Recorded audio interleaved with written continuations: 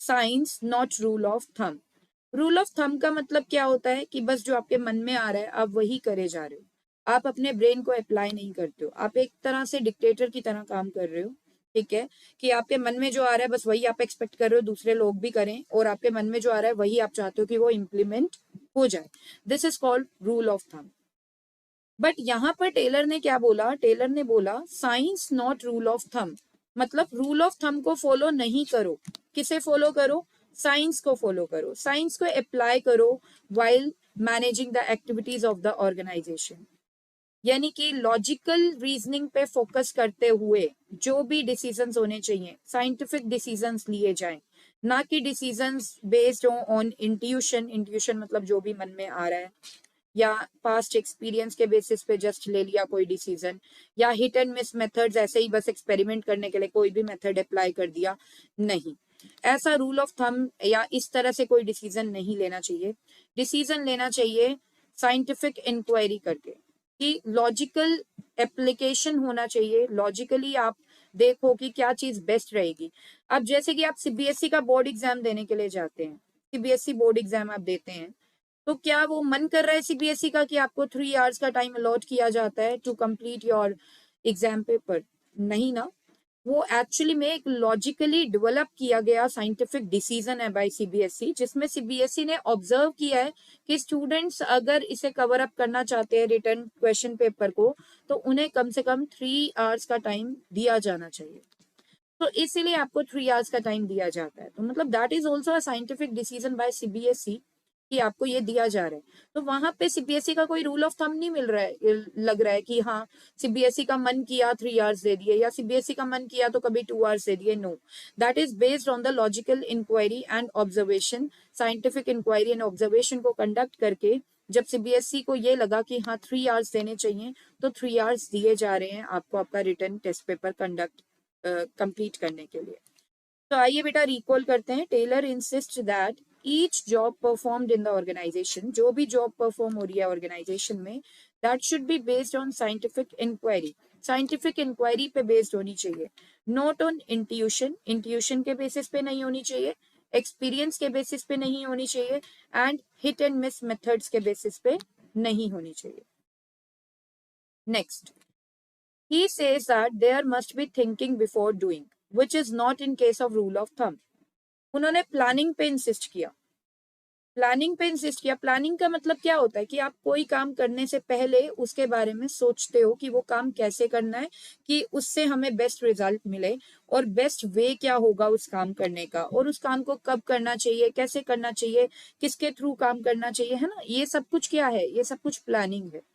सो Taylor ने insist किया कि ऐसा नहीं होना चाहिए डायरेक्टली आप कोई काम कर रहे हो। Being a manager, being a manager आपको एक प्रॉपर प्लानिंग करनी चाहिए। आपको सोचना चाहिए कि कौन सा बेस्ट वे रहेगा ये काम करने का, कब राइट टाइम है इस काम को करने का, कौन इस काम को करेगा।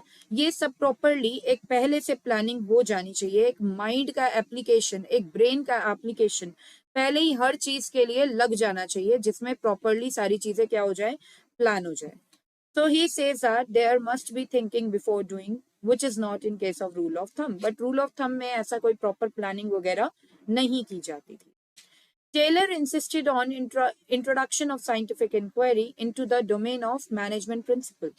टेलर ने फोकस किया कि साइंटिफिक इंक्वायरी वगैरह कंडक्ट की जानी चाहिए मैनेजमेंट प्रैक्टिस के टाइम पर। Next, Taylor believed that there is only one best method to maximize efficiency. This method can be developed through work study and analysis.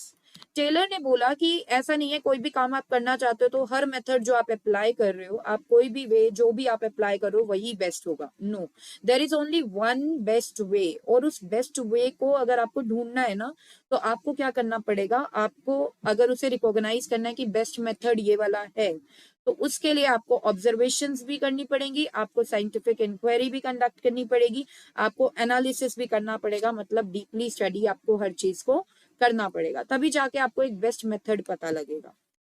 So I recall it. Taylor believed that there is only one best method to maximize efficiency. Efficiency को अगर maximize करना है, मतलब इस तरीके से अगर हमें किसी वर्क को complete करना है कि रिसोर्सेज की हम कम से कम वेस्टेज करें या रिसोर्सेज को हम बेस्ट यूटिलाइज कर पाए, तो this method can be develop through work study and analysis. तो हमें analysis, work study and scientific inquiry वगैरह करनी चाहिए। The method so developed should be substitute of rule of thumb. फिर जो आप ये इंक्वायरी करने के बाद जो मेथड डेवलप करते हैं वो एक सब्सटीट्यूट होना चाहिए रूल ऑफ थंब का, रूल ऑफ थंब को रिप्लेस करता हुआ मेथड होना चाहिए। तो in short I can say that कि जो एफडब्ल्यू टेलर थे उन्होंने वो बिल्कुल भी फेवर में नहीं थे रूल ऑफ थंब के। उनका फेवर ये था कि क्या किया जाए, साइंस को अप्लाई किया जाए मैनेजमेंट की फील्ड में, यानी कि हर मैनेजर लॉजिकल थिंकिंग करते हुए कोई भी डिसीजन ले ऑर्गेनाइजेशन के लिए। For example, Taylor insists that standard time for job should be set up scientifically by performing time study in the organization. Taylor ने क्या बोला कि लेट सपोज कोई वर्कर को बोला जाता है कि 10 यूनिट्स क्या करनी है, आपने प्रोडक्शन करनी है 10 यूनिट्स की, ठीक है, और अब कितना टाइम देना है उस वर्कर को, 4 आवर्स देने हैं इसके लिए या 6 आवर्स देने हैं या 8 आवर्स देने हैं, ठीक है। ये कैसे डिसाइड होना चाहिए? ये डिसाइड ये नहीं कि जो वर्कर, जो मैनेजर के मन में आ रहा है, मैनेजर के मन में आ रहा है हाँ चलो मैं आज 4 आवर्स दे देता हूँ तो 4 आवर्स दे दिए, हाँ मैं आज 6 आवर्स दे देता हूँ अपने एम्प्लॉइज को तो 6 आवर्स दे दिए। No, it should not be like that कि हाँ जो मन में आ रहा है वही दे दो। नो, उसके पीछे भी एक लॉजिकल इंक्वायरी कंडक्ट होनी चाहिए, एक साइंस का एप्लीकेशन होना चाहिए, एक ऑब्जर्वेशन होनी चाहिए, एक एक्सपेरिमेंट होना चाहिए जिसके बेसिस पे डिसाइड किया जा सके कि 6 आवर्स का टाइम देना है, 4 आवर्स का देना है या 8 आवर्स का देना है। तो जितना भी टाइम एक पर्टिकुलर जॉब करने के लिए हमें देना चाहिए, ठीक है।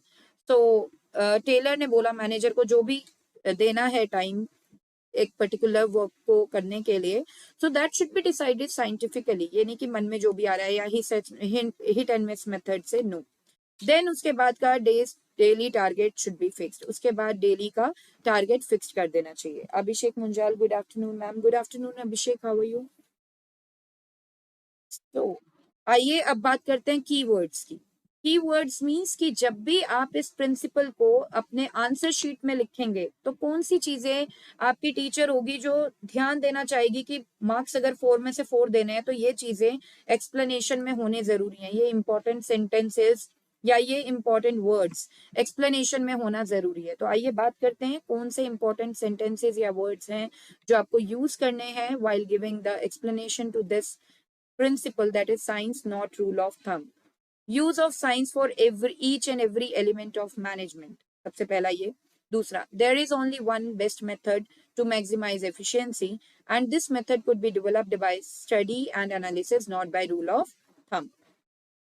Next, manager should not take decisions based on his intuitions, will or experience.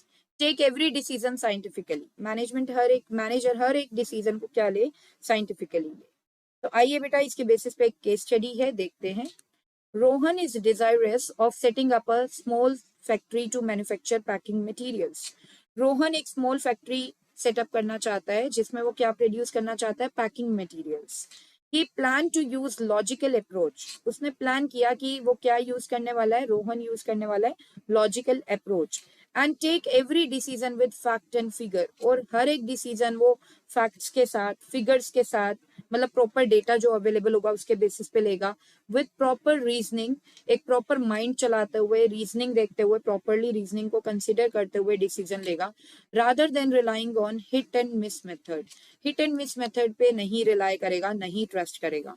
तो state the principle of scientific management used by Rohan. So definitely यहाँ पे रोहन क्या यूज कर रहा है, science not rule of thumb, क्योंकि रोहन चाहता है कि वो जो भी डिसीजन ले वो साइंटिफिकली ले, प्रॉपर इंक्वायरी कंडक्ट करके ले, लॉजिकल अप्रोच के साथ चले, प्रॉपर प्लानिंग करे, और जो भी डिसीजन लिया जाए वो फैक्ट एंड फिगर के बेसिस पे लिया जाए, प्रॉपर रीजनिंग के बेसिस पे लिया जाए।